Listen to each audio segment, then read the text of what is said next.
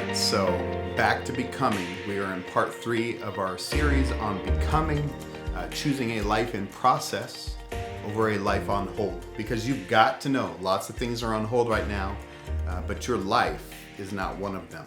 So this series is about choosing that life in process. We've got to move forward. Now, I can hear a lot of frustration in my friends' voices saying, man, if we could just open up. I wish things were different. I can't wait until things were like they used to. And I get all that. I have friends with businesses that still can't open. I want it to change, so I don't want to minimize any of those feelings. But I also think that in the meantime, this is a call to me to change. That things will be different after this, but what kind of different will they be? And what kind of different am I going to be? I have a voice in that. And even better, God has a design for that. Well, for me, looking at some of the things that can't change, my haircuts are on hold. And my barber, though, I found out is coming back in June. That's awesome. So I've already got my appointment. So I get a haircut in like just about a month. And some of you are doing your own haircuts.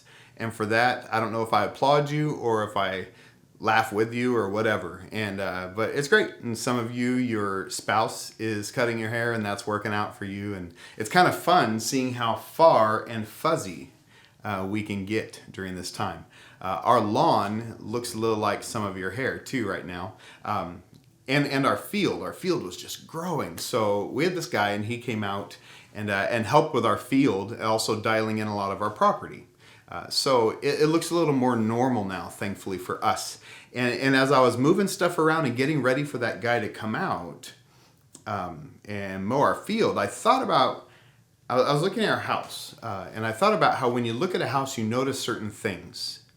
You notice the landscape, you notice the windows maybe, or the paint colors, or accents, certain things. But nobody shows up at your house and says, man, beautiful foundation you've got there, right? It just isn't interesting. But I'll guarantee you that everything about your home depends on it. The most important part of our spiritual growth in the same way is the foundation on which we build our lives. We must make a decision daily to build our lives on a foundation that will last forever. How many of you have found your footing yet during this time? I think about that. It's kind of revealed some things in all of us. And this time has done something powerful. It's revealed a little bit about what we're standing on and who we're trusting in.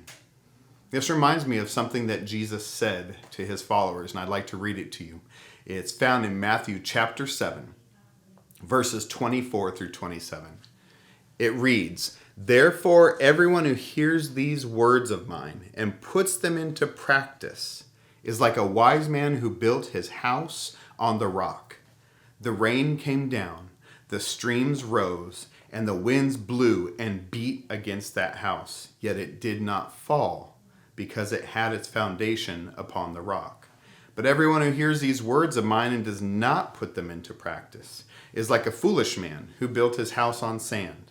The rain came down, the streams rose, and the winds blew and beat against that house, and it fell with a great crash." Think about all that these two men in the story had in common. Both heard the words of Jesus, both built a house, both had a foundation, both experienced trouble. What made these men different? One built on sand, one built on a rock. And how Jesus equates that is one lived out the words of Jesus, the other listened but didn't follow through. Now, just like sand would be a weak foundation to build on, there are several foundations in this life that we find just don't cut it when the rain comes and the wind blows. And the weak foundations I want to talk about today are, I kind of have little quotes like, and here's the weak foundations. Are you ready? I just don't feel God. I need to go to church to be with God. I just need that experience with God again. Let me go through each of these again, okay? So the first one, as you can see by the quote, I just don't feel God. The first weak foundation is our feelings. We must build our lives in such a way that regardless of how we feel, we will still serve God. Emotions are a healthy part of our life, a natural part of our life. They're a gift from God. But we can trick ourselves that we are okay because we feel good. And likewise, emotions can trick us in the way where if we feel bad, we run from that moment. We don't sit with it and evaluate it and look at it. See, if our emotions are all we need to have a strong foundation, then I'm moving to the Bahamas because when the sun's out, I feel good. And I sometimes feel bad when it's just rainy, rainy, rainy. Consequently, we can also start chasing a feeling instead of the truth. Truth often hurts. It doesn't always feel good. Feelings will lead us, in that case, the opposite way from what we need.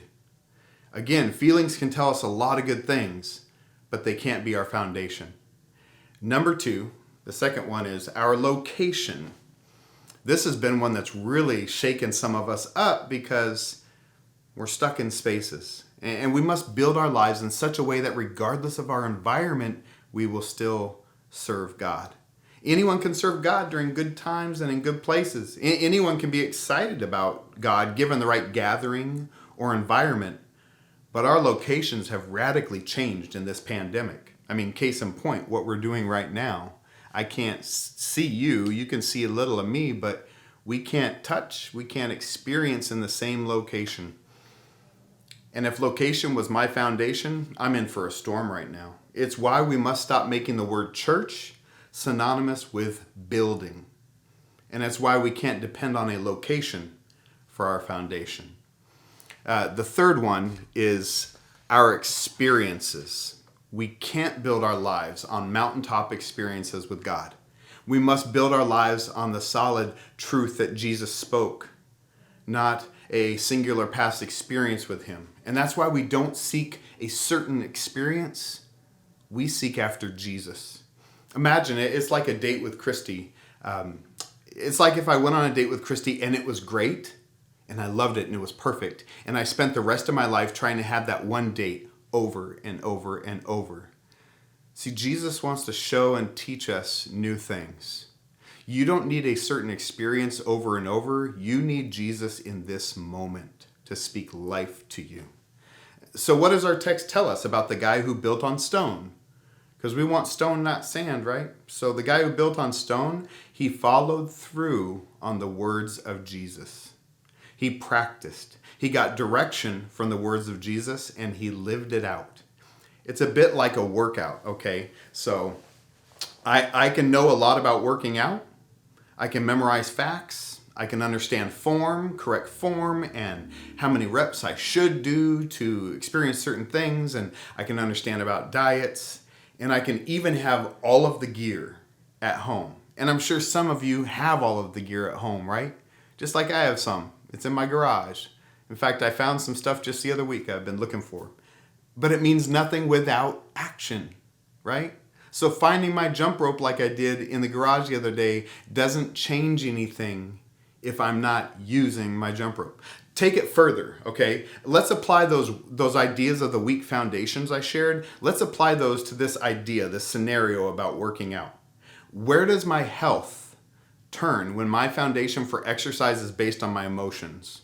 I can already tell you because I've experienced it. How many times have you, just like me, said, I don't feel like working out today. I don't feel like running this morning. And it's just completely sidetracked your workout. Yeah, me too. What about location? Like, I need to work out, but my gym's closed right now. What about experience? I wish I could work out like when I was 20 years old, which I found I cannot do. And that's because sometimes my biggest workout is just tying my shoes. I'm changing. And so if we're looking for emotions or location or experience, man, the wise woman or the wise man in the exercise scenario, they not only know what to do, but more importantly, they do it. And it's in the action that produces the change. The wise man that built his house upon the rock is like the man who not only hears the words of Jesus, but does the words of Jesus, practices his faith based on what our Lord says to us. This is how we become. Friends, we're like the wise man who built his house on the rock when we listen to and follow through. with the words of Jesus. And we find two things happen when we put into practice the words of Jesus that change everything about how we're becoming. The first thing, we grow in character. This is so powerful because character is what we are when no one else is looking. Character is the real foundation, the strength of our lives. When the storms rain and break out against us, the strength of our character is revealed. Do you remember there was, and remember that because the storm, this is important, the storm does not give you character. It reveals something. It's like the old t-shirt. I remember the old t-shirt back in the day that says, competition does not build character, it reveals it. And ironically, I remember seeing that t-shirt at a church softball league, at a game at a church softball league, where two guys were having a fist fight because they were ticked off over the way a play was called. This is great. You fill in the rest. I'm sure you've been there and just thought, what is going on? Well, competition doesn't build character, but it does reveal it. Seriously, though, it's true. In the story that Jesus taught us, the storm reveals the foundation strength. It doesn't create the foundation strength. C.S. Lewis said it wonderfully. Surely, what a man does when he's taken off his guard is the best evidence for what sort of man he is. If there are rats in a cellar, you are most likely to see them if you go in very suddenly. But the suddenness does not create the rats. It only prevents them from hiding. In the same way, the suddenness of the provocation does not make me ill-tempered. It only shows me what an ill-tempered man I am.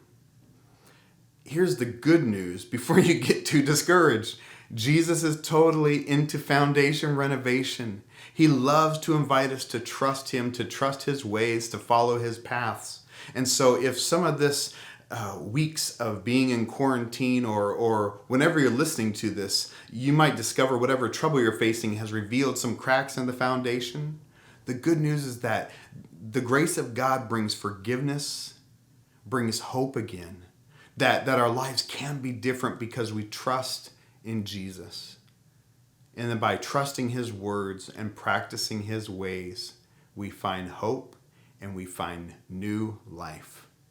That's the good news. So if anything you're facing is revealed cracks, Jesus is inviting you to trust him fresh today, to be with him daily, and to do what he did and what he said to do. So the first thing is it changes and we grow in character, but the second is so powerful, we grow in contentment. Paul the Apostle, a follower of Jesus that wrote a good portion of the New Testament in the Bible, he was a deep-feeling guy. And we see that from his writings. He also experienced powerful things in his life with God. He also grew up involved with some of the most revered locations as a first century Jewish believer.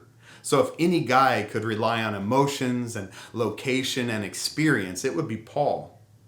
And yet he did not relive experiences. He did not need the temple. And he did not need everything going well in his life. In fact, some of his most profound words of faith were written while he was in prison. Why is that? He found a contentment in knowing and following Jesus. In Philippians chapter 4, verses 12 through 13, Paul penned these words, I know what it is to be in need, and I know what it is to have plenty. I've learned the secret of being content in any and every situation, whether well-fed or hungry, whether living in plenty or in want. I can do all this through him who gives me strength. See, Paul had a share of storms. He faced it, but he was someone who lived out the words of Jesus. And in the storm, he found that he had a contentment knowing that in Christ, he was on a solid foundation. I have some closing questions for us as we contemplate what we're becoming and how much of that is built on sand or stone. Question 1. Stone. In what ways has Jesus shown himself to be my strength through this time? Question 2. Sand. What weaknesses in my foundation have I discovered through this time? And 3. Steps. What next step is Jesus calling me to follow through in? Friends, I hope that you discover some great things about God as being that solid foundation. And if he's shown you things in yourself, it's because he has a desire that you trust him. Not that you be pushed away from him in guilt, but that in honesty that you come to him, looking for new life. He is for you today.